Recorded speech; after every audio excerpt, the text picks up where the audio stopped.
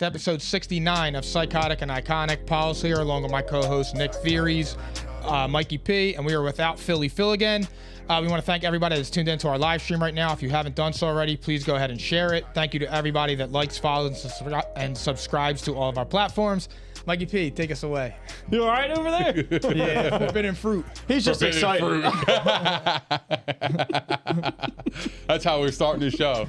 Also, shout out to my beautiful sister on her 18th birthday. Happy birthday. Happy birthday. I love you. I can't wait to birthday, celebrate Adriana. with you tomorrow in AC. We're going to have a good ass time. So happy birthday. Love you. That's a great shout out. She's awesome, man. She's the Top best. fan over there. Real all one. right. Real one. She's a real one. She's smart. Man, you guys ready for this shit tonight? We got a lot to cover. We got a lot, family. I can't wait to unpack. All right. Pause. Come on.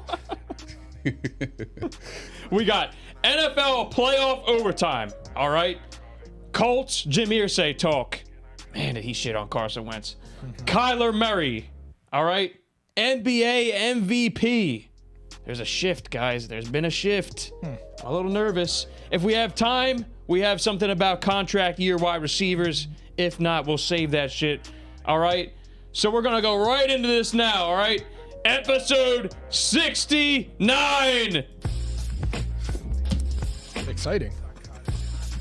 Yeah. In case you didn't hear it the first time. All right. Let's rock. Yo. Phil's in North Carolina right now going crazy. Yeah, he This is my chance to fuck around with the soundboard. Phil's having a ball. Yeah, Mr. Laxative. That's Phil in the bathroom. I'm sorry. This is Phil. Yeah, that is Phil. Yeah. Nice. I have proof. Philly Phil, man. We miss him. Dude, I love this soundboard. Can't wait to have him back. Yeah, we do miss him. I can't wait till he cares again. Come on, don't do that. You don't think he does? He loves this podcast. Shit. All right. I'll get the train back on the tracks. P&I, episode 69. You heard it. 69, fellas. Brought to you by Prize Picks, your home for daily fantasy sports. New players who sign up for Prize Picks today using the promo code ICONIC will receive a 100% instant deposit match up to $100. That's Prize Picks, daily fantasy made easy. Also, we're live right now on the Props Network at propshq.com. Be sure to go over there and subscribe to listen to us crazy shout out motherfuckers. All right? Yeah. You won't regret it. And then, guys, we're going to go right into it now. All right? We got an opener topic. Bruce Arians, Temple made, Temple proud, announces his retirement out of nowhere. He has retired from the Bucs as the head coach. He moves into the Bucs front office. Todd Bowles, also Temple made, Temple proud, takes over as the head coach. Well deserved. All right. Let's give him a round of applause. All right. Yeah, absolutely. Todd Bowles, man. That's my guy, yo. He has been with Bruce Arians for 40 years. He played for him 40 years ago, taking over for Wayne Harden at Temple University. Todd Bowles has been with this man that long. Yeah. And he's waited his turn. I mean, he didn't exactly fall into the right situation as a head coach the first time around with the Jets. That's not his fault. Yeah, I mean, nobody succeeds with them. Yeah. Besides Rex Ryan, though. These are facts. So now, Todd Bowles, he gets a 5-year deal to scrap his 2-year deal that was already in place. He's going to be there a while, and he inherits a contender. Should be exciting. Any thoughts, guys? I'm happy for him. I'm kind of surprised it wasn't Byron Leftwich, to be honest. Really? Yeah, I thought that, because like the league is so offensively driven now. But I mean, Todd Bowles has paid his dues and everything, and now he's getting a legitimate fair chance now. But it's the downside of it is though is that the pressure's on. Veteran team, I feel like that they were leaning towards the veteran guy. Yeah. I don't know if Leftwich is ready. Maybe. I don't know, though. But it's a great move for the organization, though, because now Todd Bowles could just focus on defense. They got Foote, that's going to be their new defensive coordinator. And then you have Byron Leftwich, who's just going to run the entire offense. Is that confirmed? And, I mean, What? Foote? I think so. pretty much Tom Brady will be a de facto OC over there. I don't know if it's confirmed yet, but I was just, from what I've read, that's what they were planning on doing. He's a linebackers coach, I think. Yeah, and you know what, man? I love it, but I know the speculation out there is that Brady kicked Arians out. Like, we need to stop that. Yeah, shut that down. That's corny. Like, they both that's said what I'm saying very about good the things media. about each All other. they do is make a fucking bullshit narrative that is just like, it only benefits them to help them write their own stories because they're bored. You know what I mean? Like, they got no lives. Like, they're fucking over here speculating some bullshit. What are you talking about? I mean, if you saw Brady's Instagram, he shouted out Bruce Arians in 3 paragraphs saying how much he loved him, respect him as a coach, and how great of a leader he was. Like, that's not somebody who kicked somebody out of a job. He didn't even do that for Bill Belichick. Yeah, And it's like everyone knows who Bruce is in this league. Everybody knows. Yeah. And he's not perfect, but everybody loves this man. Yeah, everybody. And then that whole quote unquote rift. I mean, not for nothing. Like, I argue with my boys. Like, at the end of the day, you know what I mean? Like, they ain't no rift. I mean, just because somebody curses at somebody in practice, he's doing his job. There's no malicious intent there. Yeah, if you're not arguing in football, you're not doing it right. That's what I'm saying. So, you need like, to have constructive criticism, and not everybody's going to agree with everything that you do in a game plan, etc. So it's like, natural in football. Right. I feel like all Arians the time. too. I feel like he's accomplished now. Like, he had Big Ben, he had Peyton, he had Luck. He had all those guys. He had Tom Brady, and he finally Palmer, and then he finally won a Super Bowl. So that's Couldn't be happier for I him. feel like it's natural progression because, I don't even. Maybe he wanted to do that after the first year, but it's like you want to come back and defend your title. I'm proud of him, honestly, to be able to step away like that and ensure that the job is given to one of his guys who's well deserving. And now you get another African American head coach, also good. So that's awesome. I mean, he's not going anywhere. He's going to be working in the front office. I don't know what his job title is. Yeah, he'll but probably I be mean, an the fact that assistant. he's in the building is a comfort level for Todd Bowles. So I think it's going to work out well for the Bucs. Yeah. And the Bucs got a lot of talent on defense. So I'm looking for them to actually even play a lot better this year on defense. Yeah, So, and they should. They'll return a few guys to help too. Because Brady's going to have the offense by himself, pretty much, him and Leftwich. Yep. So now they can focus on the defense, like you were saying earlier. So it's kind of like, all right, now you do your job, I do mine, we'll be good. And it'll be good for Leftwich too, because when he becomes a candidate next year for a head coaching job, the offense is going to perform. I mean, Tom Brady, he'll get his he threw chance. for 43 touchdowns last year. If Brady stays, but it's not like he's going to walk. He's walking off a cliff this year. So He'll get his chance. He'll get his due. Otherwise, guys, and I want to point out a great comment. Dave, there are 7 former Philadelphia Eagle coaches that are head coaches right now in the league. That's insane. Harbaugh, Peterson. So many on the Andy Reid tree, too. Unbelievable. Last but not least, before we get into the real shit, the Rams. They make a splash today, guys. Bobby Wagner, 5 years, $50 million. And he gets to play the Seahawks twice a year. I love the fit. I mean, that's just not even fair. You got Bobby Wagner, you got Aaron Donald, you got Jalen Ramsey.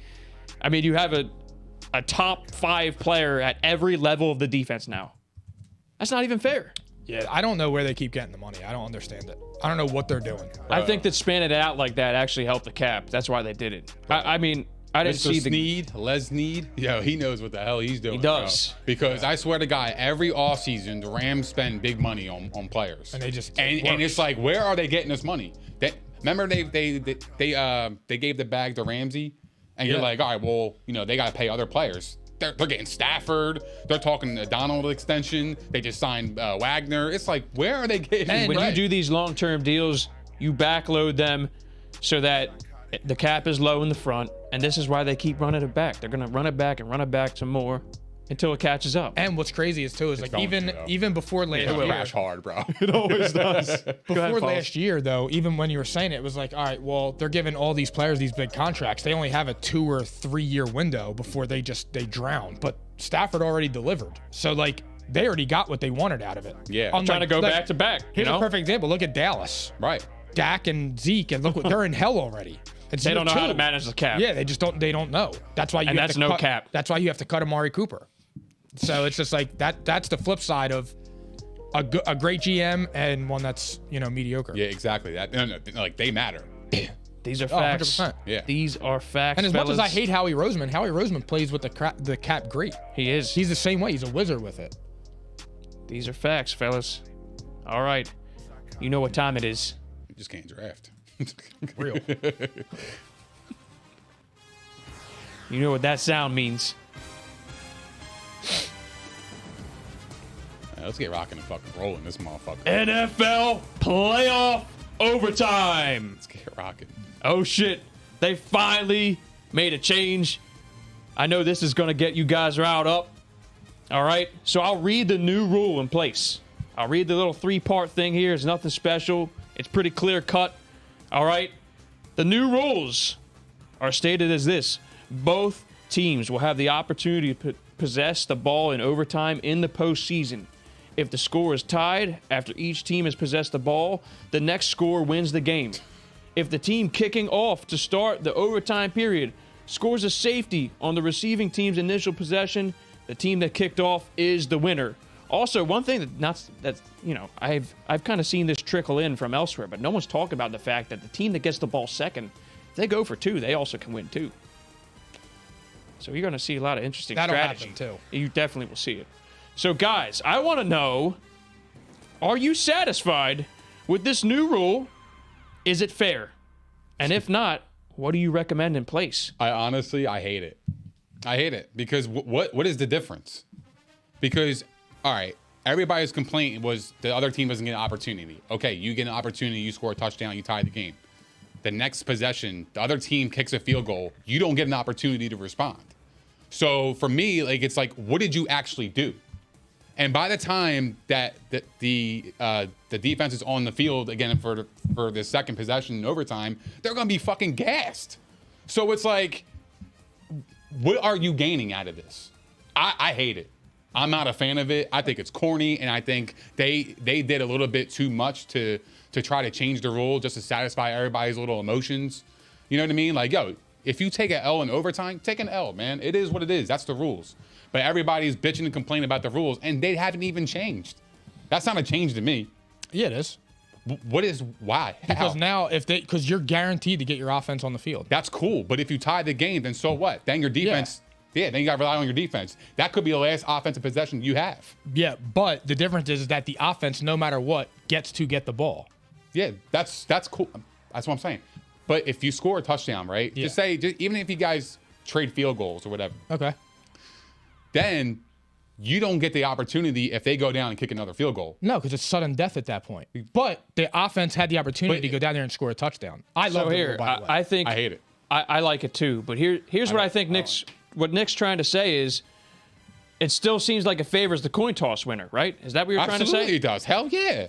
I want to strike first. Absolutely. Not really. Why? Here's the thing. Here's the counterpoint. What? You want to go ahead? No, I mean, I don't think it favors that. I mean, I watched Bill Belichick defer. Well, that was a different. I mean, but that was stupid as hell too. But like, no, because he played that was strategic. It was the wind. It was the conditions. So, I mean, I just like, for me, both teams should have an opportunity to possess the ball. You cannot tell me if Tom Brady last year was on the Bills and he got screwed like that, you wouldn't be in. That favor ain't of strategic, bro. That was dumb as hell. You always accept it in the coin toss. When you got Brady as your quarterback, how the hell do you not? No. I'm not saying that. I'm saying, like, if that happened, if Tom Brady was on the Bills this year and what happened to the Bills happened with Tom Brady on there and it was your guy, you would have a totally different team. I would not. So you think that you should just, one person gets the ball and that's it?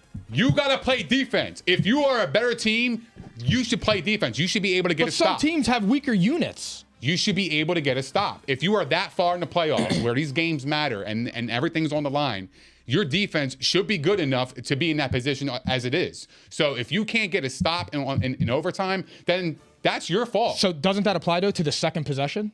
What do you mean?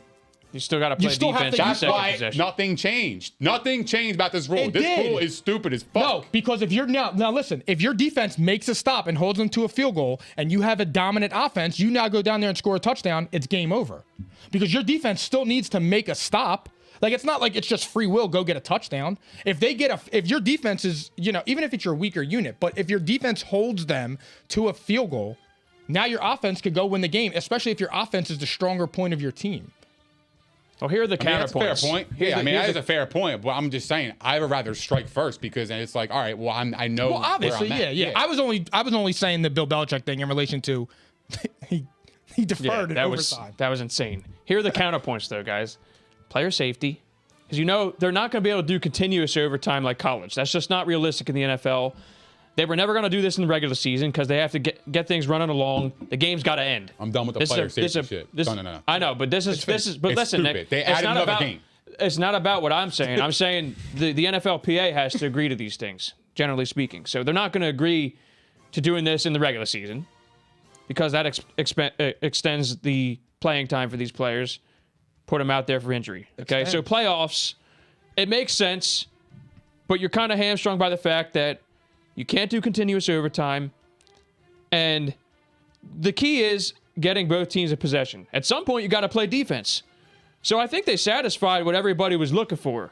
I'm surprised, personally, at all the outcry right now. I'm surprised. Like, there's a lot of people that are just saying, like, stick with the traditional stuff, and you could, but I think it is fair that both teams get a possession. And then after that, we could worry about defense. But also, you're going to see a shift in strategy, like what I was just saying, the going for two part of it. I love that. That's where it gets interesting. Like, you're going to see some coaches test out different strategies and scenarios, and it'll be a little ballsy. But I guess, like, the games will dictate that too. How the teams are playing during the games are going to dictate how these coaches strategize in the end. Like, if they're thinking they keep playing, a third possession, if they think they can keep playing at a high level, then they're not going to mind kicking that extra point and continuing on playing. Like, it's kind of like this is what everybody was asking for. They gave it to us, and now I don't understand why everyone's like. There's a lot of people unhappy. I think that Swagoo was one of them. That was the loudest one. I was like, yeah. The thing is too is like you have to understand like the old overtime rules 10 years ago. It was a different game. Everybody always says that. Like it was more of a defensive game plan now. Now the whole league is geared towards offense. So now the overtime is geared. I mean, I guess you still have to make it stop. It's not totally geared towards offense, but now the pressure's still on the offense to if you go down there and you only get 3 like that, that's now your defense has to step up. But at least the other teams are getting a chance to do something and they're not just sitting there on the field. That's just or sitting on the bench. I'm sorry. Yeah, I mean, and at least it's not what the NFL is trying to do is minimize as much of the impact of the coin toss as possible. That's all it is, because the numbers say if you win the coin toss, you're winning. Yeah, it's like almost at an 80% clip. I don't remember the exact record. It might have been like 9-2 or something like that. So if you win the toss, you're going to win. That's what they're trying to minimize here. I think it'll at least shift it somewhat. But I see a couple really good comments I'm going to point out. I see Rob saying he thinks it should have been the first team scoring, and then the second team scores. The second team should have to go for 2, and that should determine the game. That's a cool one. I mean, pretty cool, but I feel like that's a little bit more gimmicky. But then that also kind of that like takes away the balance again right there. If you force the second team to have to go for 2, they shouldn't have to change the way that they're doing it because they got the second possession. Both teams have to be offered the equal opportunity. You know what I mean? Both teams have to have the same level of opportunity. So that's not going to work. So let me ask you guys a question. What do you think is best? Do you defer or do you take the ball? So here, hold that thought. It's definitely going to be strategic. Hold that thought, because I was actually going to point that out. That was what Dave was saying. Dave is saying now in the playoffs it would benefit you to defer in overtime, because if you're getting a second, you know what you need to do. Do you agree with that? I mean, that's definitely a fair point. But my counter to that would be you want to put the most pressure on the opposing team. On the weakest unit. Yeah. So my thing is this, like if you like me, I would probably take the ball because I want to put the pressure down. Because if I'm confident in my offense to go down and score a touchdown, that's what I'm going to do. Because now it's the pressure on the other team to score. You know what I mean? Like, yeah. I feel like I'm in control because I am up. Right now, I'm winning. So, I'm not worried about, like my defense collapsing if you trust your unit. You know what I mean? Like, that's what I'm saying. I'm taking the ball because I want to apply the most pressure I can against that team. That's how you win. How do you beat good quarterbacks? Pressure. So it's the same thing. To your point, Nick, I mean, I would just say, if you win the toss, do whatever is the strength of your team. If your defense is the strength of your team, then you defer. If your offense has momentum or something, or if that's the strength of your team, you definitely want to take the ball first, and you kind of dictate the action. I mean, it's still a tough game to play here. Like it's not going to be easy just to drive down on one drive and score a touchdown. I would I would opt to take the ball, but unless you're playing like, I don't know, like I was looking up a different stat today, but I just remember this from when I was reading. The Vikings last year were ranked in the bottom 8 of every statistical defensive category. So like to me, you want defense. You want that defense on the field. You want to attack them. So it's like, but I would never flirt with deferring and putting the pressure on me that I have to match what they just did.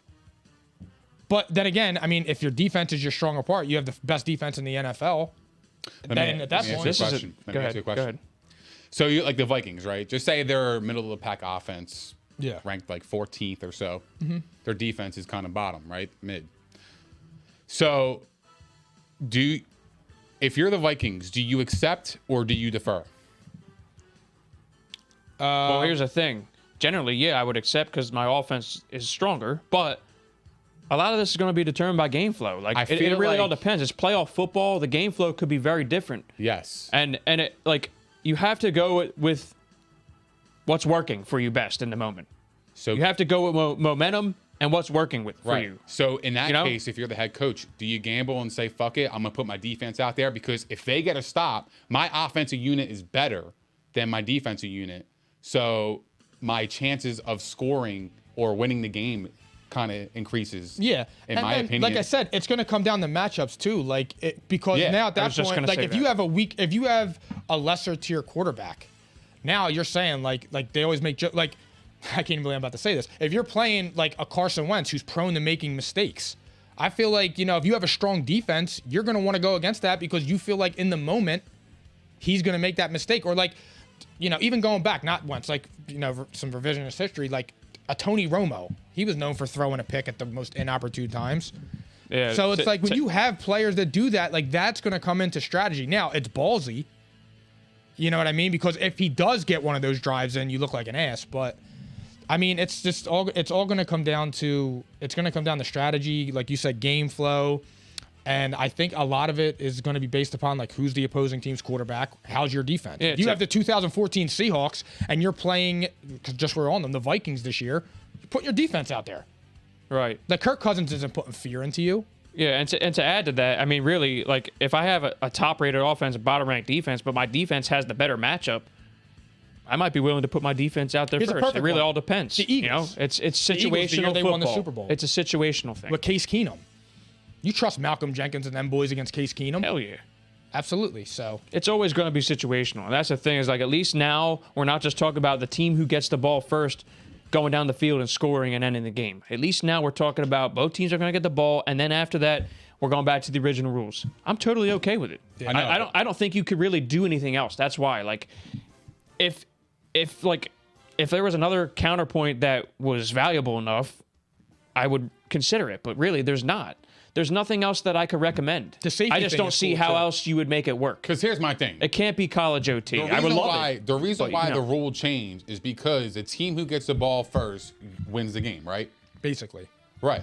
So my thing is, it's like, I'm accepting the ball in OT all day, just because of that reason. If the analytics are telling me that if I accept and take the ball, then I'm gonna fucking score a touchdown.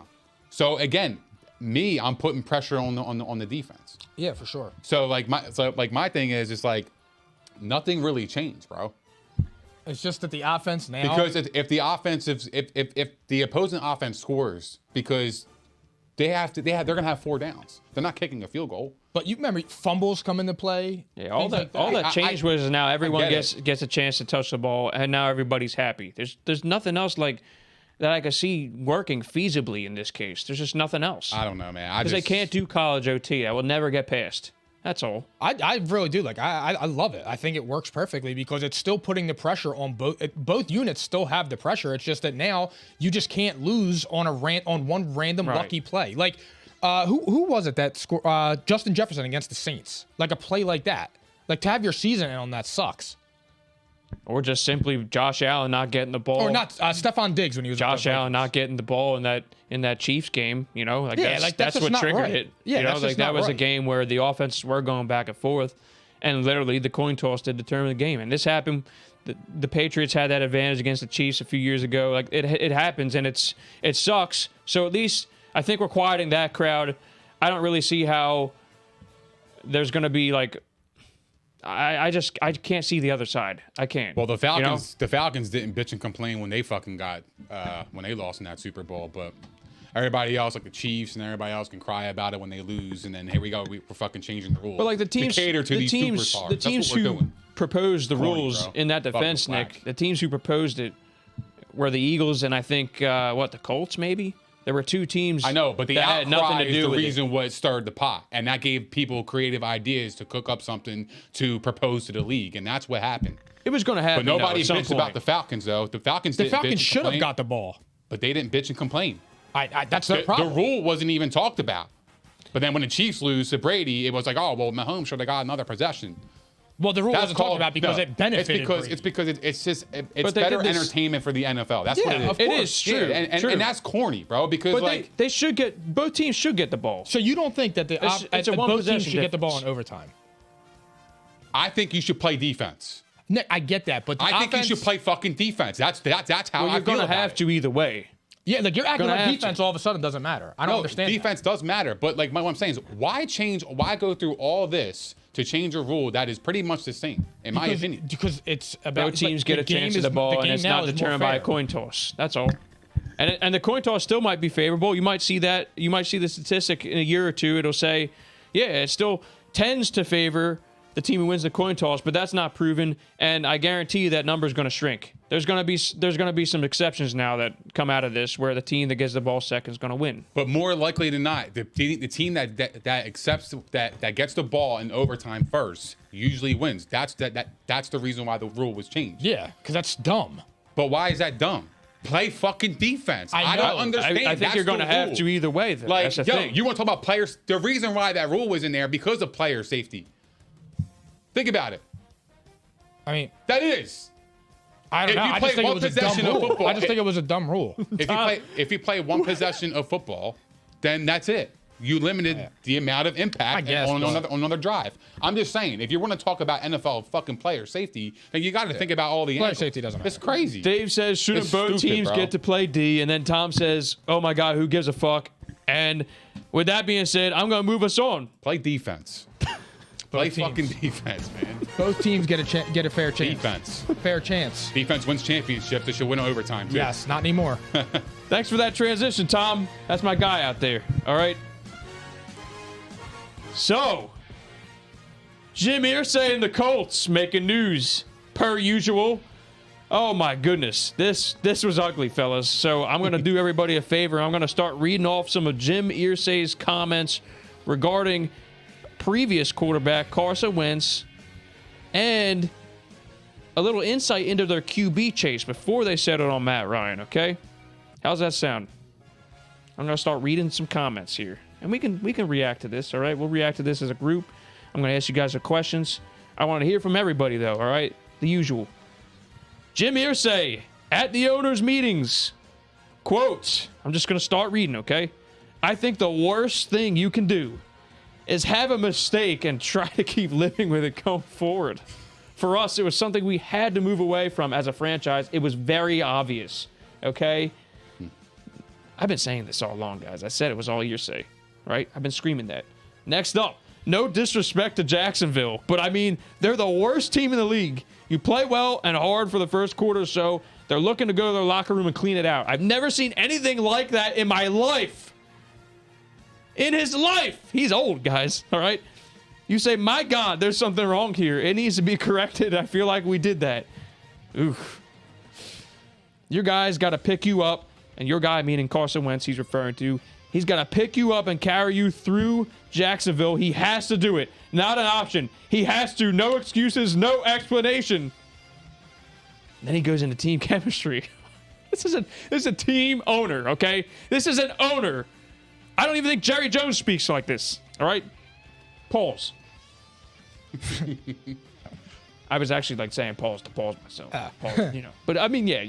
I got you. Jerry Jones is fucking dirty anyway. All right. You search for the right chemistry with any team. In football, it's as important as any sport there is. If that chemistry's off, if it isn't there, it can be extremely detrimental and lower performance to a degree that is stunning and shocking. For us, the fit just wasn't right. I don't know why. A lot of times you don't know why. But you know it isn't. It was important for us to move in a different direction. Guys, I want to hear some reactions to this. That's not even all of it right there. No. This is loaded. So, do you agree with Jim Irsay? And I guess the second part of this is, if you don't, do you think he even should have been this transparent? No. I think he's an asshole. He must have thought about all that scathing criticism when he was sitting in his jail cell from his habitual cocaine use.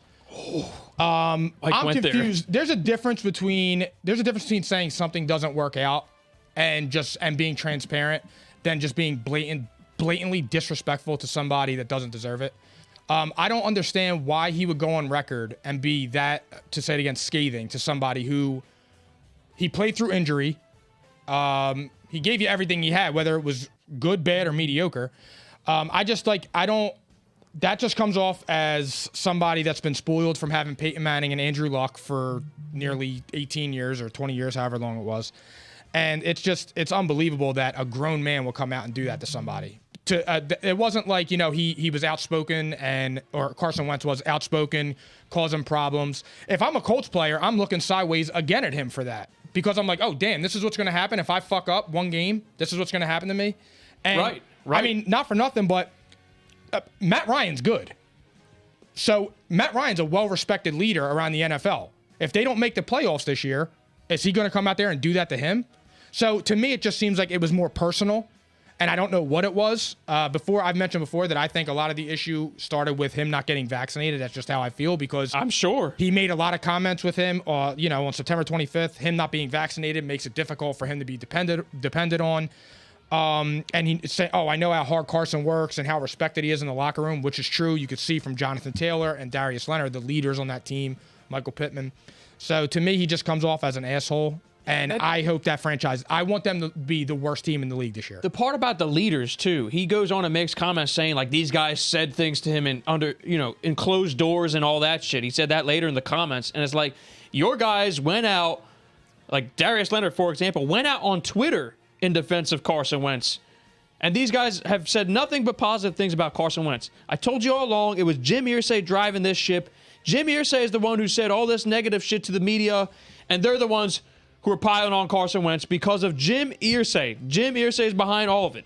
This is not a shared belief in that locker room. Dude, the thing for me is, it sounds like a jilted ex-girlfriend. That's what it is. Just move on, take the high road. You're the owner. And you should not be speaking like that. My bad, bro. But real fast, I just want to say, Carson Wentz played well this season. He ended really, really bad, and I'm cool with that. But just to go out there on again, if I'm a Colts player and I'm looking at that, I'm like, did you really just do that to my guy? You really just did that. It wasn't good enough to just say it didn't work out and move on. Like Frank Reich. It just was. I think he's a back end. He can be a back end top 10 guy. It just wasn't the right fit. It didn't work out. And that's all you got to say. Exactly. And it still came down to what about the defense letting Jacksonville just fucking run all over them? 3 TDs. It was a 3 TD difference after a quarter and a half. Come on. At some point, it's still a team game. Yes, the quarterback's supposed to drag you out of the mud. He played like shit. All right. There were several games where they blew it this year. And those also had a part in determining their playoffs. Let's not get it twisted. This guy had a better season than Matt Ryan. Well, that's my point. That's the funny part. So what I'm going to say is, I want to hear what Nick has to say, because Nick wasn't with us on this for a while, right? He is now. Well, to be honest with you, he just sounds like a bitter ex. My thing is this, you must not be happy with Matt Ryan if you're going to trash Carson Wentz. That's my take. Because my thing is, why would you revisit that? Your team moved on. You traded for a quarterback that you think they can get you to the Super Bowl, right? That's why you get him. So, and you get a 3rd-round pick to go get him. So my thing is, why are you worried about Carson Wentz? You know what I mean? Why? And also, it's just funny to me that his teammates love him, and they came out and said nothing but nice and positive things about him, and then the owner trashes him. The man worked for you, man. You know what I mean? Show some respect. To me, that's fucked up. He wasn't a bad employee. Nah, you don't do that to people. Nick Theories has arrived. He's with us. You don't do that to people, though, man. You know what I mean? Just say, look, it didn't work out, move on, blah, blah, blah. But you don't got to trash the man in public. To me, that's fucked up. He's got a wife and kids. I got something for you guys. And honestly, if I'm Carson Wentz, man, I'm ready to rock this year, bro. Because, that's how I rock. Yeah, of course. Here's some advice. don't be bitter, be better. Yeah, like he just Right? sound like I don't know, man. Carson Wentz had a great Instagram post. Yeah, I was just gonna say that. Loved it. He's building a higher road. He's building a higher road. I loved it though, but that's the type of person he is. He's handled the whole situation, the whole year, everything with nothing but class, even when things were going south.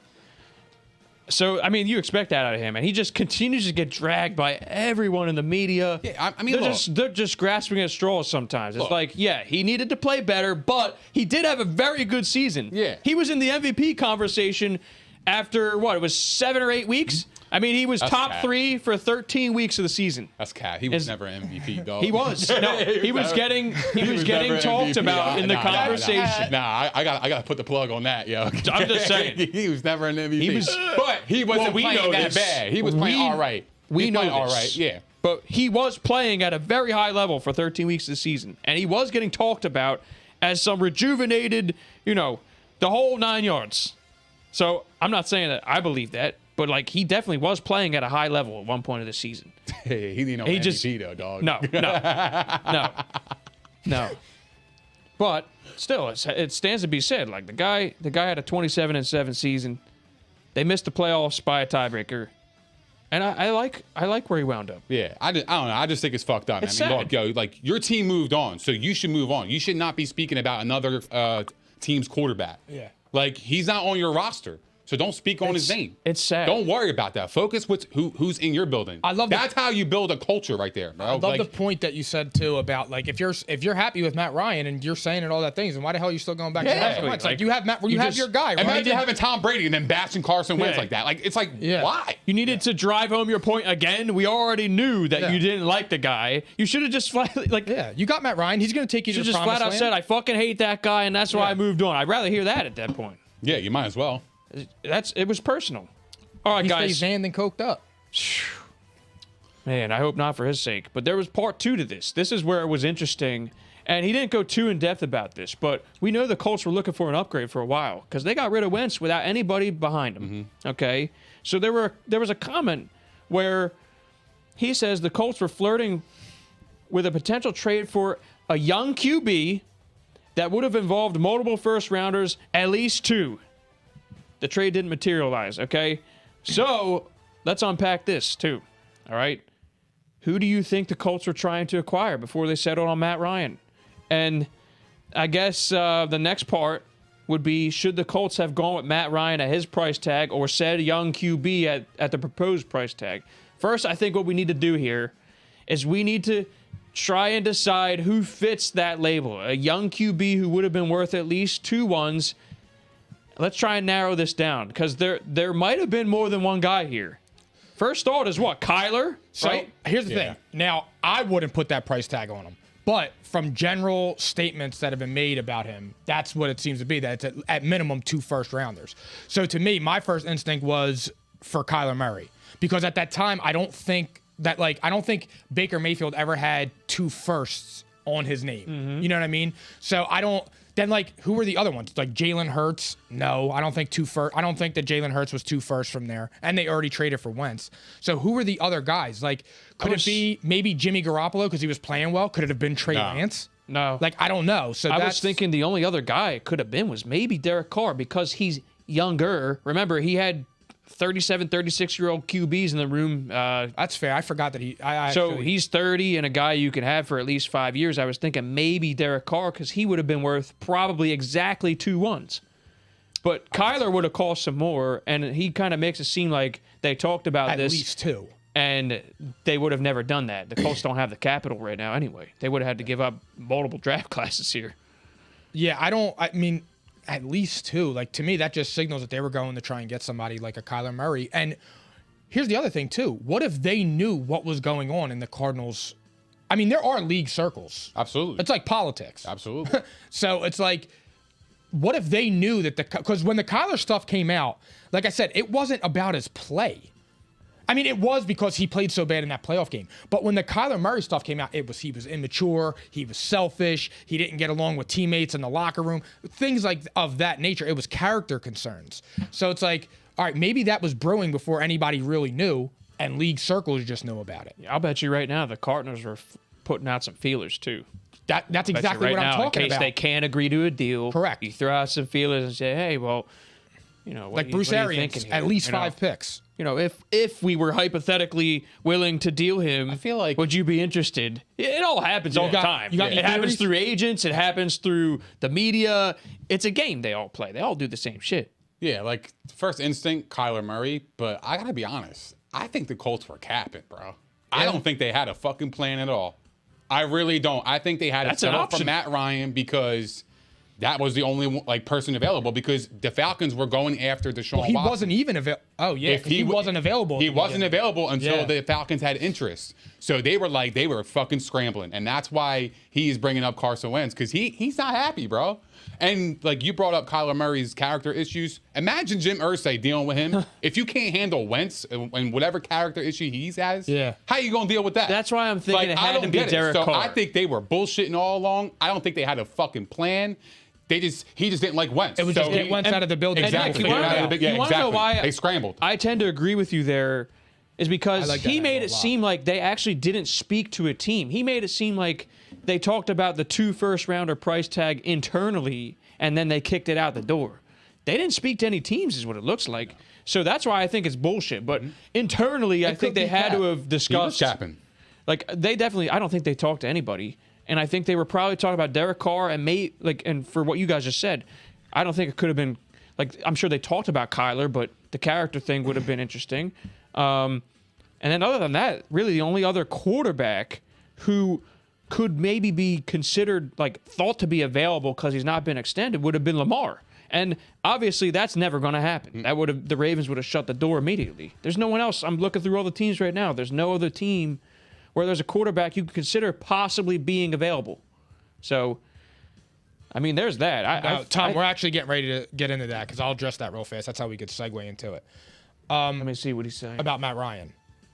No, I wasn't throwing shade. Oh, no. So I was going to say, because you were saying, Mike, should they have gone should with they him? go at Matt Ryan at his price tag or one of those guys at the proposed price tag? No, I got to be Matt honest. Ryan. I actually think I would have went with Matt Ryan because, like I said, when they traded for Phillip Rivers, it's similar situations, but Matt Ryan is better now than Phillip Rivers was when they Correct. traded for Agreed. Phillip Rivers. So I think the issue with Matt Ryan is Matt Ryan's fallen into a little bit of like underrated and forgotten because the Falcons were just such an organizational mess.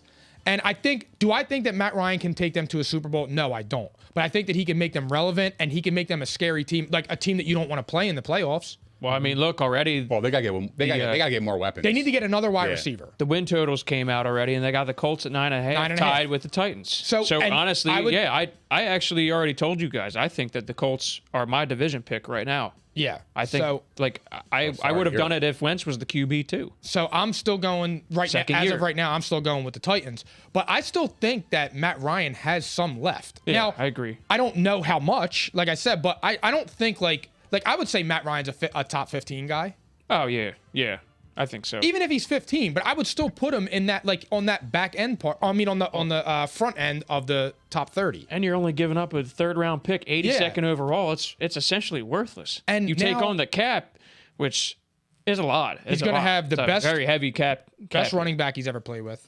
The best line he's ever played with. Yep. He's got Michael Pittman, who's a Probably great the number best 2. defense he Mo ever Alley. played with too. Yeah, he's got Let's be real. Mo Alley Cox is all right. It's the best I mean, defense he's played with. He was playing well with Mo Wentz. Alley's good. He was playing well with Wentz. They have a great defense. So They got Ndakwe. and again, like with Matt Ryan too, Big is move. like he's a seasoned vet. He's been to a Super Bowl. Now, granted, he lost, but that's a different argument. Yeah, But yeah, who he's cares? been But in he's those shown moments. he can take you there. Yeah, he's been in those moments. So a couple things fall your way. You get another wide receiver. You hit on one in the draft. Then who knows? They could be a scary team for sure. So I don't like. I mean, to just count them out is bad, but it's going to be like. Well, it just doesn't make sense. the reason why everybody's counting them out is because the AFC is stacked, bro. Yeah, that's why. That's why. And then when you look at like the landscape of the quarterbacks in the AFC, and you look at Matt Ryan, yeah, I there's get a it now. difference there. Good point by Tom. Also, But I saying love leadership. Matt Ryan. He's a great player. Yeah, Great Leadership. quarterback, like yeah, he's a absolutely, stone yeah. cold leader. Yeah. I mean that definitely can't be disputed. I think you go out, you add Julio, and you draft another receiver, and you're pretty set. Yeah, You got everything. you got Zach Pascal. Yeah. I mean, I think You they're can going to be have all him right. back. I think they're going to be okay. Got Paris Campbell. Yeah, they'll be good, guys. They need another wide receiver, though. That is definitely something do. they need to address. And I always say, you got to get somebody that can move the chains. If they can sign like a Jarvis Landry and a Julio Jones on cheap 1-year deals, fuck it, why not? That's probably what your Pittman, why not? your Pittman guy is your chain mover. Honestly, you go out and get a field stretcher. That's what I would do. And the thing is, too, He's not intended to be a deep ball receiver. He Bro, don't have a lot of speed. I know he can go out and get that jump ball. I know. No doubt. But I'm just saying he's not going to be running MPJ, fly. bro. Oh, yeah. He's not going to be Stud. running streaks and flies all the time, you know? He'll go out and he'll get that ball at the top point, but I'm just saying he's definitely a better, shorter route runner. So he'll be more of a chain mover. You go out and get a guy that can stretch the defense. And That's what I would do. And here's the thing, too, is one thing that, Carson Wentz struggles with that Matt Ryan doesn't is accuracy.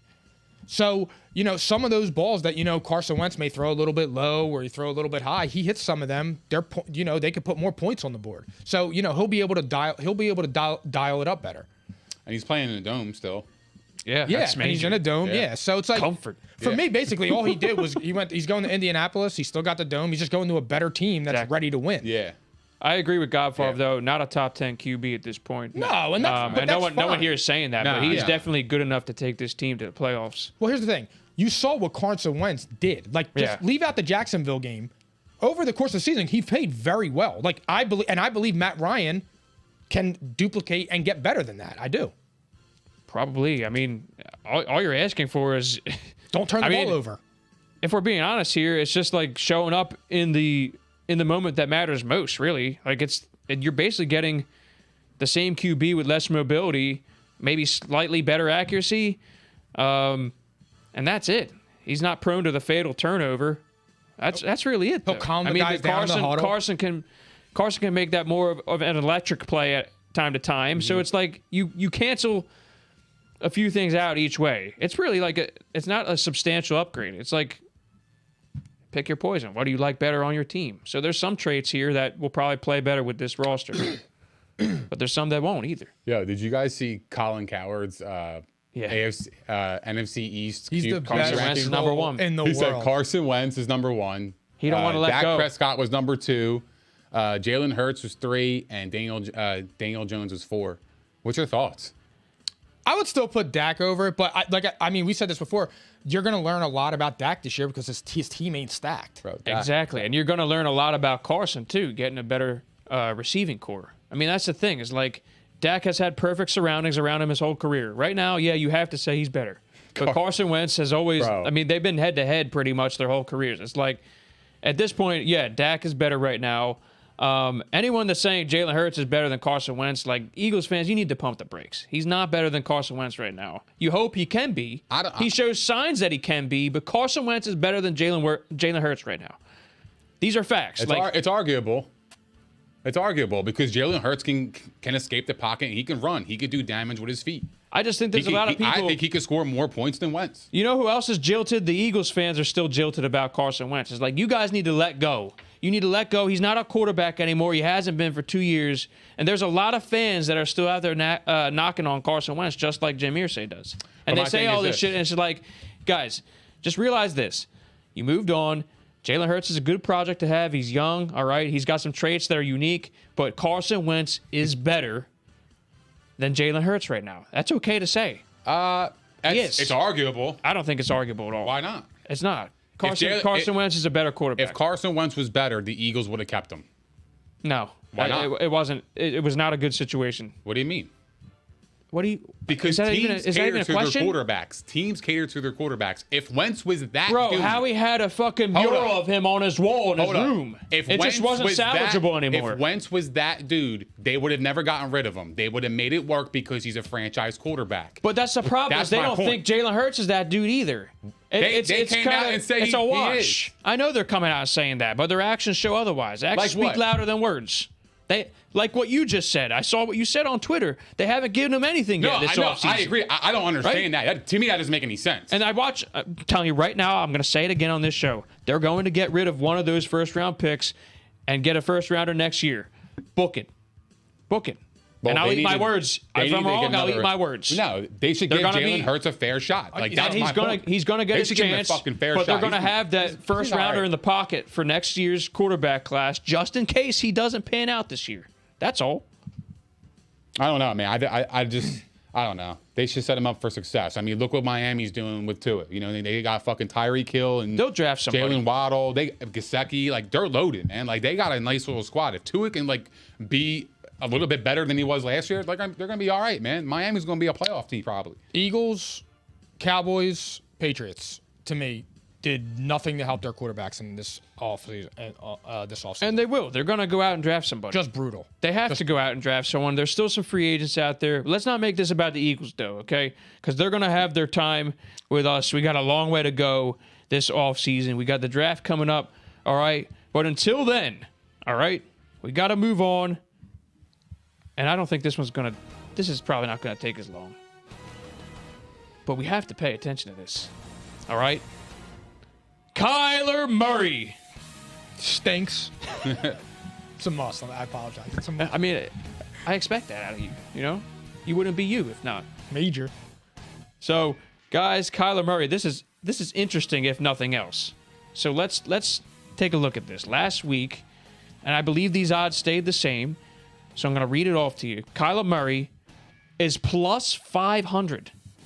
That's not crazy. Plus 500 to be the next QB of the Carolina Panthers.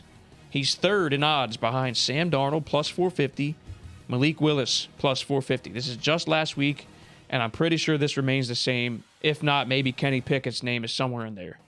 And then there's a rumor out there that's saying like the Panthers are preparing to make a play. Because they're desperate. Yeah, I mean, that's fucking obvious, right? So how likely, guys, do you think that this is the case? Like, do you think that the Panthers are going in here? And do you think at this point that Kyler's still going to stay with the Cardinals? And the odds there are minus 500. That's and I think that remained the same as well. So do you think this is like a possibility here, or do you still lean, he's staying with the Cardinals? No, I think he's staying with the Cardinals. Yeah. I don't. Do you think it's a foregone conclusion though? Yeah, I do, to be honest, because they just extended Cliff Kingsbury. That's scary.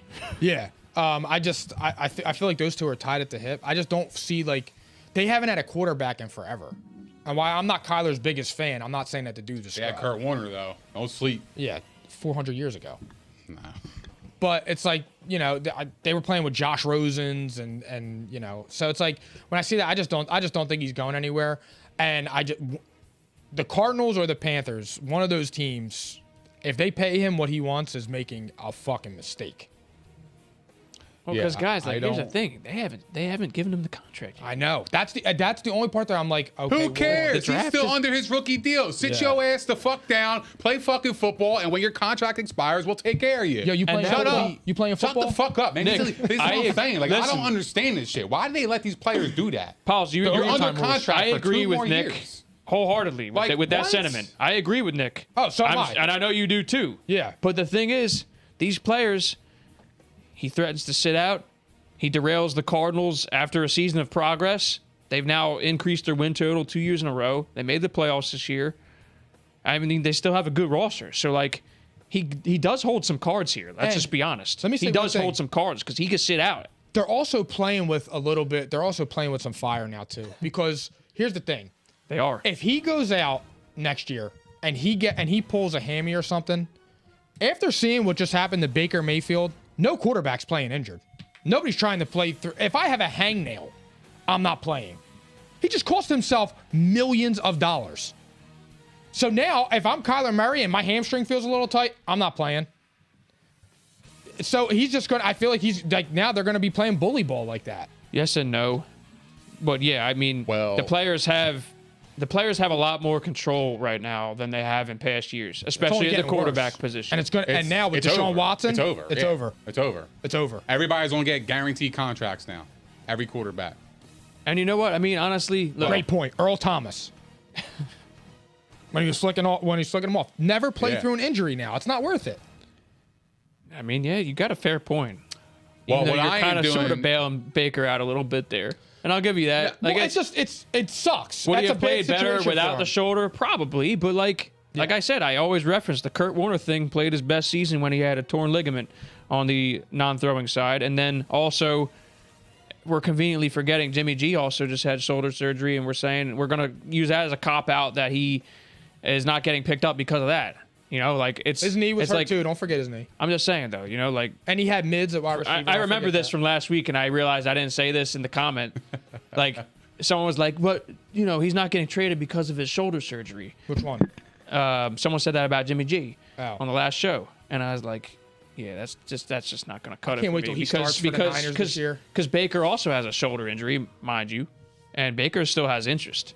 Right. Well, just saying. To be honest with you, he will get scooped if he gets cut. He's getting going back to the conversation. The Cardinals don't have a choice. I mean, who else are going to replace Kyler Murray? Because you have good players under contract, such as DeAndre Hopkins, J.J. Watt. You got stars on that team. What are you going to do? Just sacrifice a year because your quarterback was being a bitch? Basically, you're not going to do that. And that's the thing. But you're not going to do that though. They have to find a way to somehow keep him happy. Like, even if it's just like a short-term kind of arrangement. I don't even know if they can do that. I mean, I would assume, they could. Third year, right? Who? No, he's 4th year now. So, like, they have to decide on his 5th year option soon. Okay. And obviously, they're going to pick it up.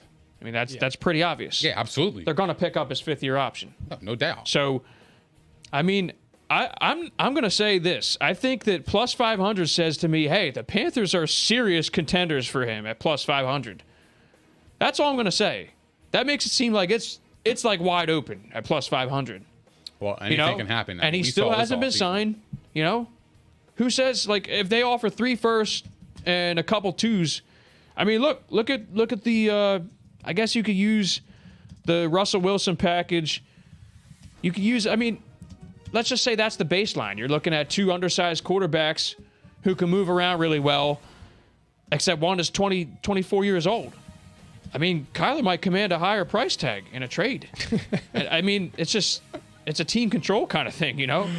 It's wild, bro. It's wild. I can't even believe that this is already happening with him. To me, it is petty. It justifies the rumors that are coming out of the locker room. It really does. Yeah, but like, what have you done to really dictate this kind of power? That's what I'm saying. Like, you've never won anything. It's cornball. You want to know what I think it is, though? Activity. It's partially, it is cornball shit. But I think that it's partially, like, I don't think that he and the front office have seen eye to eye from the very beginning, and this is going to boil over. He's not handling this right, though. He's acting like an immature little bitch. Well, he denied it. He denied, like, the wiping of, yeah, like, man the fuck up. You know what I mean? Like, let's be real. He's handling this the absolute worst way possible. But I think that he seriously has beef with that franchise right now. And I think he always has, really. And I don't think he likes Cliff Kingsbury either. He just got extended, which to me is baffling. Like I said, I don't think he earned that. If you're all about the money, go play fucking baseball. Straight up. Well, he'll get fully guaranteed money there. That's what I'm saying. If you care about money like that, and it's all about your contract and securing the bag and shit, then go play baseball. I just don't. It's a much safer. It's a safer sport, pretty much. So what are you bitching for? So why are you causing an NFL franchise this headache this early on in your career? Like, why do that to somebody? Like, you're being immature. Force your way out. If I was a fucking GM for the Cardinals, I ship his ass out tomorrow. And my thing is, too, I FedEx his fucking ass and I fucking ship him out. I don't give a fuck. It kind of makes it seem like Kyler wants to be out. That's what it makes it seem like. You know what's weird, too, about Kyler? He wants out. I went DJ Moore and I went 3 number 1s. Go ahead, boss. That's right up. It might cost more. If Kyler Murray, when DeAndre Hopkins went down, if his play would have elevated, and even if he lost that playoff game, but he didn't look like he did, because he went out sad. Yep. If it didn't look like that and he wanted his money, he would have a leg to stand on, because it's the timing of when the quarterbacks want their money. I'm going to agree with you wholeheartedly. Dak Prescott, he broke his leg and played out his rookie deal, but Dak Prescott at least had a playoff win. If Kyler's level played in dip, and also if he didn't get hurt, I think that he would have a case here. Like, at that point, you cannot bitch when you played like that in the second half of the season. You played like absolute shit, and then played even worse in the playoff game. You have no leg to stand on. Yeah, like it doesn't warrant what he's trying to do. Paid, I think. If he finished out the season right, I think he would have got the contract. So do I. And like I said, even if he lost that playoff game and he didn't look like that, like he just looked so sorry. And the only problem here though is the Cardinals waiting means that his value is just going to keep going up. It's going to keep rising. Yeah. And so at this point, like maybe maybe you would benefit from a trade. If you like this draft class enough, maybe you go out and do it. But this is my follow-up question, guys. Just totally hypothetical. Let's say he gets traded, and the Cardinals are looking for a quarterback. Who do you think replaces him? I mean, you could look at, because they have a playoff-ready roster. Baker. I actually like Baker. I think Baker would be Happy a you fit. said that. I think that's who they would get. It sucks for Jimmy G because they're in the same division. The same division. Yeah. I know. So it's like, you're playing checkers here to try to find a spot for him. Yeah. But I would like Baker. I would say Baker. Not me, because you could buy low as sucks. shit. You can inherit all the picks, buy low on a quarterback you could take a chance on. If Baker's that guy and he has works D-Hop, out. he'll have D-Hop. Fuck it, you get DJ Moore in a trade. Like I'm dead serious because you could replace Christian Kirk. You got fucking DJ Moore and Hopkins. More than replace. With Baker, why not? And you have three number ones. So next year you can move up in the draft and get your guy. So for me, it's like, why not? The only thing Fuck about him, Baker dude. that concerns me there, Fuck that guy. even though I would like to see it, yeah, preach. Straight up, yeah. He's Fucking such cheater a he bitch. is. Yeah, He I is. just don't like He's that salty. shit, man. It's corny. Like you didn't win. You never won a Super Bowl. Why are you? What are you doing? You never won a playoff game. Why are you commanding this? He's a year too Who soon. the hell are you? That's what I would say. Who the fuck are you? I know. This is my ship. He's a year I too soon. steer this fucking ship, not you. Tell them. That's what I would say. That's exactly what I would Tell say. them. They don't hear you. The fuck, man. I hate these fucking players, dude. He's a like diva. they bitching. Yeah. He's a diva. The fuck. Yeah, I mean, I just think the only thing about Baker, though, is Baker needs a run game, and this team wants to run the football, but this run game would not be the same if Kyler was not the quarterback. This offensive line is not that good.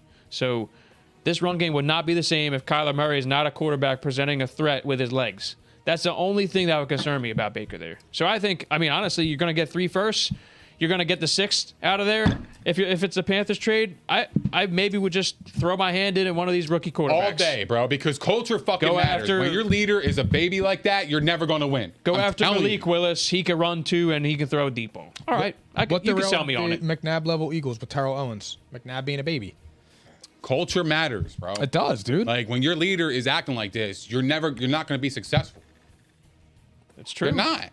That's Although- your general going to war like yeah. that? Crying like Crying that. because he wants a new you know contract? what? Come on, man. We're What are going you to see doing? it this year if he does remain there because they have elevated the win total every year of him at QB. So, Correct. we're going to learn a lot if this really did matter a lot because I think there's some players in there that probably aren't satisfied with Kingsbury either. And I wonder, but he just got extended. yeah, and I now, know. if I'm Kyler, though, and I'm looking, But I'm like, that's- yo, I'm going into my rookie deal. What if he has doubts about himself? That's the ownership right there making that move, They extended Steve Keim, too. Does he deserve it? I guess you could maybe say, possibly, but he wasn't that great before that, I don't know. I don't know. We got to move on from this clown, all right? Not his fault. Yeah, he was mad as hell, yo. We got to move on from this guy. All right? Because we got something else important to touch on here before we close it out. See?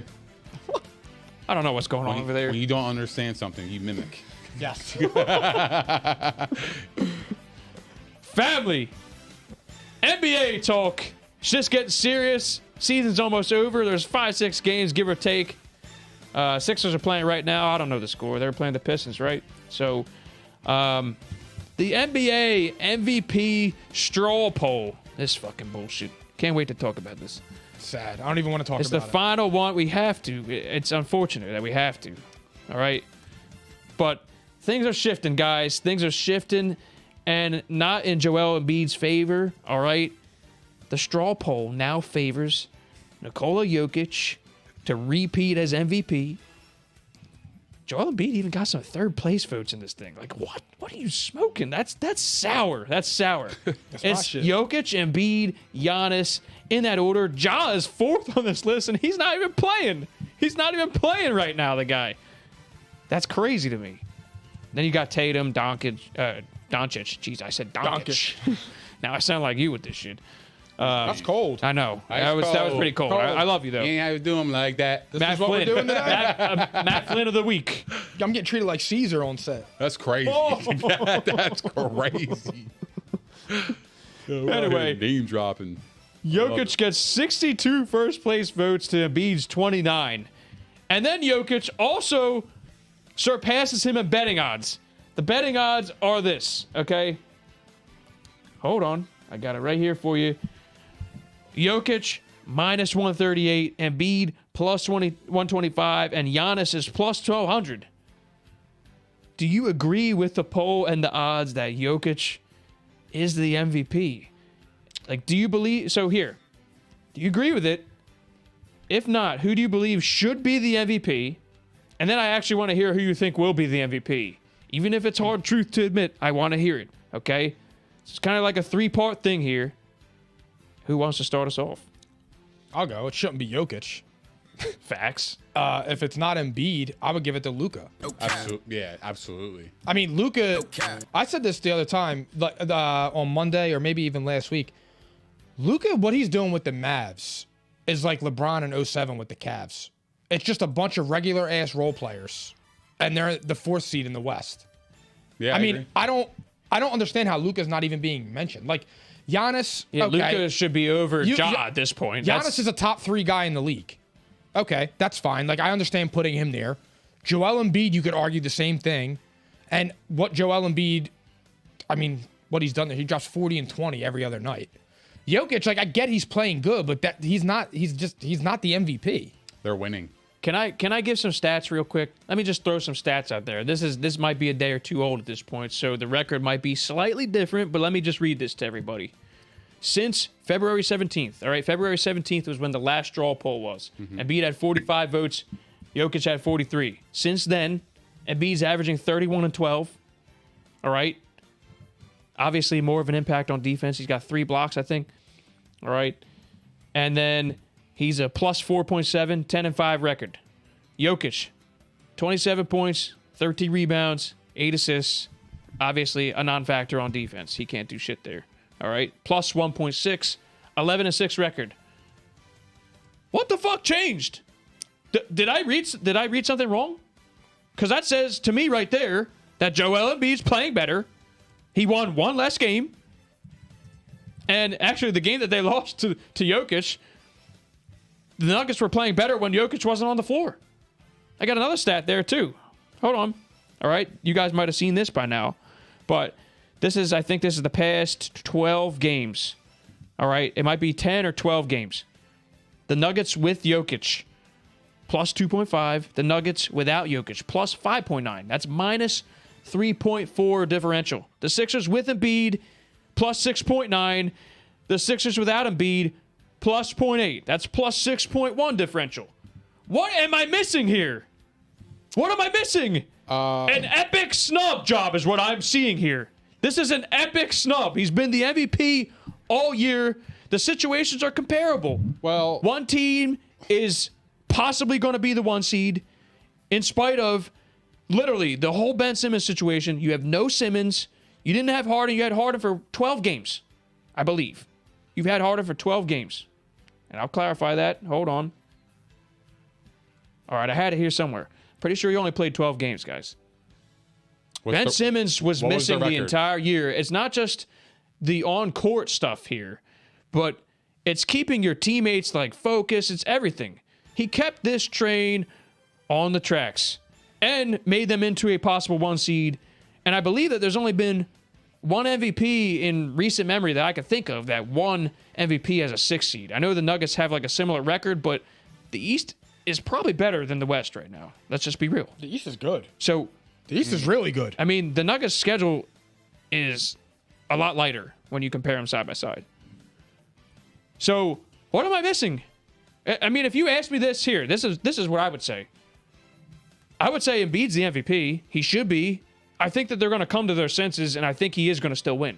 That's tough, by the way, because it's totally swinging in Jokic's favor. But if you ask me right now what the order should be, I would say Embiid, Giannis, and then I can entertain Luka. I got Luka over Giannis too. Like, I right find now, it disrespectful Giannis, we're not mentioning Devin Booker. Devin Booker would be in my 5. He'd be in my top 5. He should be an and he made it up there. No he doubt. was like 6 or 7 on this list.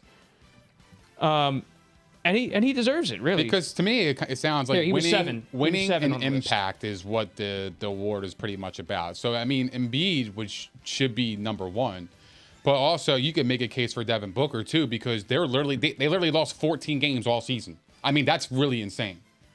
Yeah, And he's been balling his lights out, dude. Like it's been insane to watch, and the fact that he gets no love is just crazy. he'll bro. probably It's finish top crazy. 5, Nick. Like he'll be 5, and it's only because the Suns as a team are really strong.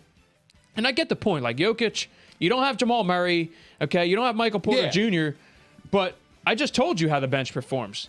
Their bench is performing at a very good level right now. So what's the Sixers record with Harden? With Harden actually on the floor.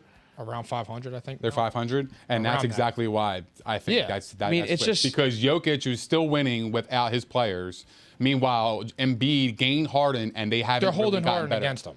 Right, exactly right. like, the and thing- I hate that for him because that is bullshit. Because you're looking at the whole body of work. that same crowd is sitting there saying James Harden is washed. The same crowd that we're talking about is out there saying this man is washed. Yep. It's fucking hypocrisy. It's called narrative. bullshit. They hate the process. They hate the Sixers. And That's not what for I nothing, gather. Embiid stayed healthy this year, That too. was exactly what I was Yeah, going to say. he Like did. last year, okay, he missed a substantial amount of games, and you can't take it away from Jokic at that point. All right, I still would have picked MVP Embiid last year, but like, this is silly. This is an epic screw job. I just hope that this doesn't really mess with Embiid's mental, like about his obsession with winning the MVP award. Not to say that he's obsessed, but I'm sure that he actually really wants to win. So if he doesn't win, I don't want him to be distracted from the actual ultimate goal, because the MVPs are cute, but you want to win the ring. That's the bottom line. I don't Fuck think he the is, because MVP. I think Yeah, I don't think so either. I think he's built that I'm it'll just drive saying. him. I'm just saying. No, it's okay, I don't Nick. It's all right. want that to be the case for him. So I'm hoping it's not. But It won't be. You never know. Yeah. I mean, because He strikes me as a guy that would use as more motivation. I mean, he's just been bullying people. And, the thing is this, Embiid is an impact player on both sides of the ball. He is, you could argue, the best offensive player in the league, and you could argue that he's a top 3 defensive guy. You could argue he's the best. You can make a case, is what I'm saying. So this guy is elite on both sides. Giannis, same thing. Right there, instantly, they qualify as more valuable to me. I know that, Embiid and Jokic have more roadblocks because of the people that have been missing, so that's why I would knock Giannis down a peg. But I think that Giannis is more valuable. And you do take away Giannis, I'm not so sure that team would be where they are. They have a good surroundings there, too, but it's just Not on that level. Yeah, it's not Giannis. Well, you can say Giannis's that about a lot of impact. teams, though, bro. Giannis's impact is greater than most with that team. Again, though, it's- why is nobody talking about Luka? and Luka should be there too. Yeah, absolutely. I get it. He's a beast. And he Take seems Luka to off of the Mavs. he They're seems a to have lottery team. climbed in this conversation too. He and Devin Booker will probably be 4 and 5 in the conversation, and that's justified. I think Jason Tatum's getting some love, so it'll be between those 3. Maybe they even tie. That's He how could be, close it too. is. But all I'm saying is just the complaint is Embiid couldn't stay healthy. He did everything. What more can this guy do? He was the best player all year in this league. Who votes for this? The writers and It's random. that's really it. It's like Stephen A. Smith, Chris Broussard. And they all have Jokic? Jokic Some has of them are saying it. 63 Not Broussard. first place votes to Embiid's 29. You fucking He's blowing kidding him me? out. He's blowing him out. It's It's not even strange. close. They're saying that it's going to be a runaway. I just read the stats to you guys. I mean, he has been balling out, Jokic, but and this is no shade to Jokic. He's a But- stud. but One, it Embiid's should been- be closer. but Embiid's been doing it all year, though. Exactly. I mean, and this is nothing against Jokic, but there's just it's a clear case for Embiid. Embiid was the best player in the league this year. It don't make any sense. Well, The value argument's there. I do see the Jokic thing though, because they are literally what? They're the 5th seed in the West. They don't have Jamal Murray. They don't have MPJ. That's a lot of players, star power, missing from your team. And the fact that you're able to be 5th in the West under those circumstances is what is grabbing the attention of these voters, in my opinion. And then the Harden trade with Embiid, it's been so far. Would you say?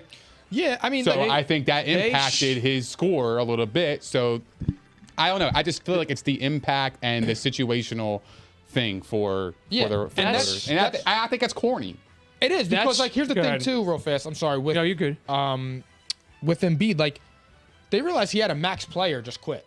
Yeah. Like, he had a max player just quit. And everybody around the league, I don't believe, he's a top 25 player. He's a top 20 player. He's a big difference maker. He does this, he does that. It's a massive gash to the lineup. I mean, like, if you're saying that, then you're telling me that that Joel Embiid lost more than Nikola Jokic. Not to mention the distraction. The level of distraction, and he kept this team together. This team was playing because Joel Embiid stepped up as a leader, and he stepped up as a player, and he stayed on the court all year. Yeah. All year. Great point, Mike. I mean, and Nick's argument, like, the stuff that you're saying, the way we should view it, it all makes sense, except the problem is these same writers that are saying these same points conveniently say that James Harden's washed, and the same writers are the guys that That's such a good point. Literally hate the Sixers. Like Stephen A, we're talking about these guys that have an axe to grind with the Sixers. They should not be allowed to vote if that's the case. No, and I 100% agree with that. They should not be allowed to vote. I'm agreeing with what you're saying. That's why I'm saying like these same people that are saying the stuff that you're saying right now, practice what you fucking preach all the way around. Absolutely, yeah. This is bullshit. It's actually bullshit. I feel for the guy. Yeah. But I still think. But don't let it distract you though. I think go win this shit. With Doc Rivers at the helm. Nah, you got to prevail. You have to do it. You got James Harden. You got the team. You have to do it. Doc lost that game last night. Do or die, bro. He lost that Bucks game. That was all Doc. Well, look, you make mistakes, bro, but at least make the mistakes in the regular season. You're already going to be in the playoffs, so make your mistakes now, learn from it, grow, and then you proceed. Put that game in the past. And then say that a game prayer. Don't matter. That game does not matter. It sucks, dude, because when the trade happened, I fucking said it, man. I knew it, dude. Losing Drummond was a problem. They have nobody. Like, the fact that I watched Paul Millsap fucking guard Giannis is mind-blowing. Why can't we give Paul Reed some run? DeAndre Jordan. He makes plays. DeAndre Jordan should get cut. He blows. He's garbage. Thank you. He's garbage. Get rid of him. I don't know how he keeps getting a job. He stinks. It's okay. He stinks. You fucked up. Put him on the bench. Let's do this. Cut the motherfucker. Why are we doing that, dude? Drummond was such a huge loss. I knew it from the minute they did it. And the problem is, too, is like, as much as I do like Thibault and what he gives you defensively, you still need scoring. Like, I know it was the unpopular opinion, but I would have sent Thibault before I sent Seth. Now, granted, Seth is hurt. I wouldn't have done that. But I know. To your point, though, let me add to this. The Sixers, I think, they were so focused on getting James Harden that they forgot they still had a few hours left at the trade deadline to go out and get another shooter. Probably, to be honest. That's a good point. Look, I love Daryl Morey, and I think he did an excellent job, but I think, for real, like, they were probably so focused on Harden that they did not even think about adding another shooter, and they should have. I would be calling J.J. Redick. J.J. Redick. I would start him right now. Like, exactly. I would have signed him yesterday and the day before that. That's not a good sign. If you guys are talking like this, man, it sounds like the Sixers are in trouble. No, he could still shoot. I think, honestly... I know, but, like, come on. We're talking J.J. Redick. He's not even in the league, and we're trying to add this guy just to make sure that we can be competitive enough to possibly get to the ship. That's scary to me, bro. So I got a little bit more confidence. Hey, let me be honest. I think... I don't want to say this, but I wonder, though, if Doc is making these decisions because he don't want to run into the Nets in the first round. Because why? Because that's the only team that I think could literally knock the Sixers out early. That's the only team. I don't think so, just because everybody's record is so close. It's going to come down to the very last day. I think it looks like the Nets are going to wind up in that second play-in game, though. Does that bother you guys? Worrying about what seed you are? I say just go out and you play who you fucking play. Who gives a fuck? You fear no team when you're going to play. I get it. I get it. The strategic matchup, cool. I get it. But at the end of the day, by the end of the day, I think you're doing more damage to your team because you're not having the mentality of winning. You're having the mentality of just cruising. I want to go out and beat the Bucks. You got to go out full fucking force, night in and night out. That's how you build momentum and get into the playoffs and get in there hot and winning the damn thing. That's how you win, bro. It's the team who's the hottest in the end wins. So you want to stay focused. Who gives a shit who you play the first fucking round? If you trust your locker room, you trust your team, you trust your guys to get it done, you're going to get it done, and that's how I feel about it. Yeah, but agreed. But would you rather play LaMelo Ball and Michael Bridges, or would you rather play Kyrie Irving and Kevin Durant? Like, that stuff. Absolutely. Shaquille O'Neal just said that they were avoiding the Spurs when they were during their run with Kobe. By the way, by the way, not for nothing. Strategy. We don't know the Sixers' vax status. I think they're a little afraid of playing in Toronto too. So are the fucking Nets. You know, because they don't have Kyrie for the entire series. And it's crazy that we're sitting here saying this because I agree, Nick. Like, you want to win that Bucks game, man. That was a game they were controlling the whole time, and you leave Embiid and Harden on the bench, and Giannis reduces 17. I mean, he just baptized Paul Millsap. Facts. Give Paul Reed a chance, He did. man. I don't understand. He's just got this reluctance with some young guys. Like, I would be playing Paul Reed and Isaiah Joe more. I don't Isaiah understand. Joe's all right. He could play defense too, though. I That's know. what I'm saying. Like, he's a two-way player. I don't understand. It's a weird thing. Gentlemen, though, it's a little over time. We're also usual. currently getting blown out by the Pistons. You gotta love it. Gotta love it. That's because they have the mentality of cruising now. I don't know what to I do, wanna guys. play this I team. feel I like wanna play them. I want to play Yep. them, man. Fuck off, bro. You play who you fucking play. Line it up and let's fucking get a crack. Embiid has That's how the 40 and fuck I go. 15, so I don't think they're cruising. What? Embiid has 40 and 15, so I don't think they're cruising. Well, I'm just saying. and it man. won't I mean, matter because they'll still the find a way to Pistons- say he's Pistons not the won 20 MVP. games, MVP. dog. You should be blowing this team out. I don't Facts. care where you play. You could play in Arizona. You could play on the beach. You should be blowing these motherfuckers out. These It don't are matter. facts. Like, it's the Pistons, dude. They're 20 and 56. What? All these languages and you choose facts. That's all I do. Crazy. That was Cruising. fun, guys. That was fun. Obviously, we are saving the contract year receivers for the next one. That's going to be good. All right. Possible trade talk involved in there. You never know. You got some big names. I mean, I'll even give you the preview. You got Deebo Samuel, A.J. Brown, D.K. Metcalf, Terry McLaurin, Deontay Johnson. It's a long fucking list of studs, man. And some of them could be available. So we'll see. We're going to talk about that. So, yeah, next episode is Monday, 8 p.m. That's April the 4th. It's our first April episode. Make sure you tune in. Otherwise, episode 69. Go Phils. That's right, Tom. Thank Let's you, go Tom. Phils. Thank you. Absolutely. I want to talk more baseball soon, too, No guys. cap. We're getting a little excited about the Phillies. But episode 69, fellas, Psychotic and Iconic is brought to you by Prize Picks, your home for daily fantasy sports. New players who sign up for Prize Picks today using the promo code ICONIC will receive a 100% instant deposit match up to $100. Prize Picks, daily fantasy made easy. Also, make sure you go subscribe to us at the Props Network at propshq.com, where we are live every episode. Check it out. You won't regret it. Nope. All right. I think that's it, guys. I'm going to pass it off to Nick Theories. Thank you very much. Thank you guys for hanging out with us. That was a fun episode. We appreciate all the love, support, and the comments. If you guys haven't done so already, please don't forget to like, subscribe, and hit the notification bell on YouTube. We are also available on propshq.com, Spotify, Apple Podcasts, Google Podcasts, iHeart, Megaphone, Stitcher, and all that other shit. Also follow us on Facebook, TikTok, Twitter, and Instagram, and we will see you guys Monday night at P&I, baby. Forgot what day it was.